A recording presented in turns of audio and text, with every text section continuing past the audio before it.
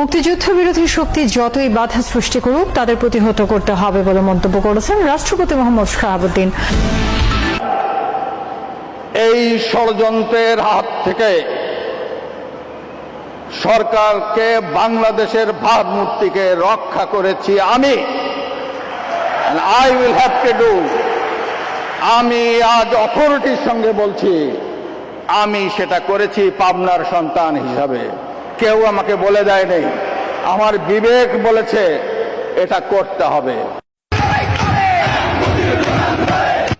প্রিয় দর্শক, আপনারা দেখছেন এই মুহূর্তে যে বিজয় দিবসকে কেন্দ্র করে ঢাকায় মহাসমাবেশে ডাক দিয়েছে কিন্তু বাংলাদেশ ছাত্রলীগ ও আওয়ামী লীগের সংগঠন, এবং আওয়ামী লীগের এই সংগঠন কিন্তু নিশ্চিত করেছে যে বিজয় দিবসেই যেন শেখ হাসিনাকে দেশে ফিরিয়ে আনতে পারেন, এমনটাই বক্তব্য রাখছেন তারা কিন্তু বিভিন্ন গণমাধ্যমে।